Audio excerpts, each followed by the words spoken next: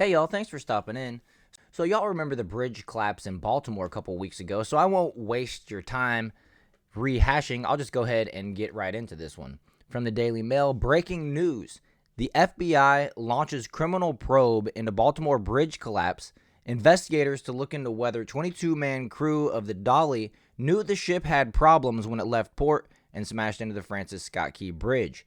That also killed 6 construction workers. So the probe will be overseen by the U.S. District Attorney's Office in Maryland and focuses on whether the 22-man crew of the Dolly left the port knowing the vessel had serious systemic issues. There is already a separated federal probe into the deadly collapse of Baltimore's Francis Scott Key Bridge by the National Transportation Safety Board.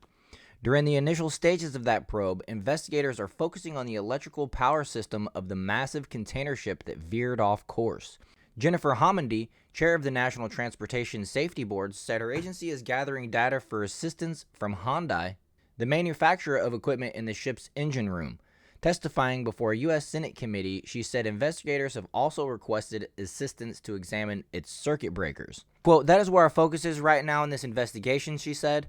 Of course, that's preliminary. It could take different roads, different paths as we continue the investigation. Hamidi said they've zeroed in on the electrical system. The ship experienced power issues moments before the crash, as evidenced in videos showing its lights going out and coming back on. Investigators are also examining the bridge's design and how it could be built with better pier protection under today's standards, Hamidi said. The container ship Dolly was leaving Baltimore laden with cargo and headed for Sri Lanka when it struck one of the bridge's supporting columns last month, causing the span to collapse into the Patapsco River and sending 6 members of a road crew plunging to their deaths.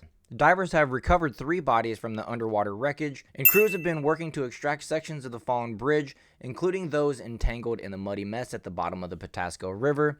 This work is remarkably complex, Maryland Governor Wes Moore said during a news press conference. And officials said they still expect to open a 3rd temporary shipping channel by late April, which will allow significantly more commercial traffic to pass through the port of Baltimore. The East Coast shipping hub has been closed to most maritime traffic since the bridge collapse, which blocked access to its main channel. And I don't know if you guys know this, but a lot of times when it comes to these ports where these big ships come in, most of the time when it comes to these ports, they actually have to go and dig the channels deeper so that these big boats can actually float inland to the actual port, which I believe is what they're referring to here, in that they can't go around where the bridge collapsed because they need that deeper section of water. Moore said efforts continue to unload shipping containers from the Dolly, which will eventually be refloated once pieces of the fallen bridge have also been lifted from its bow. He said crews aim to remove 178 containers. 34 have been removed so far. Hopefully nothing I ordered is on that ship, you know? Moore also calls for bipartisan congressional support to fund construction of a new bridge, saying federal lawmakers came together in 2007 to pay for rebuilding the Interstate 35 bridge in Minnesota after it collapsed into the Mississippi River. He called on members of Congress to visit Maryland to see for themselves. "Get up close to the wreckage," he said. "See what we've been seeing for 2 weeks. See what it looks like when a steel bridge falls on top of a shipping vessel that is the size of the Eiffel Tower." Federal safety investigators remain on scene in Baltimore. They've conducted numerous interviews, including with the ship's pilots and crew members. Hamidi said during her testimony Wednesday. She testified at a hearing on her nomination to continue serving as board chair for a 2nd term.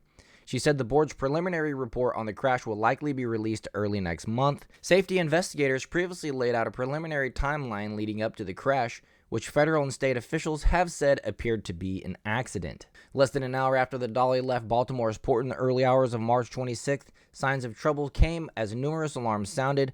About a minute later, steering commands and rudder orders were issued, and at 39 seconds, a pilot made a general radio call for nearby tugboats. Just after, the pilot commanded the ship to drop an anchor on the left side and issued an added steering commands. About 20 seconds later, the pilot issued a radio call reporting that the Dolly had lost all power approaching the bridge. Police had enough time to stop traffic from getting onto the bridge, but not enough to alert the construction workers. Only 2 of their bodies have been recovered from the water. The FBI is going to go ahead and look into the 22-man crew of the Dolly, but in my opinion, probably nothing is going to come of this. It's most likely just the FBI doing their due diligence, but you never know. They might come up with something and try to pin this on an individual. I don't know if I'd actually trust their conclusions, but I guess we'll just have to wait and see what they come up with, if anything. And with that, I'm going to go ahead and check out. If you enjoyed this one, hit that like button and subscribe to the channel, and I'll see you guys in the next one.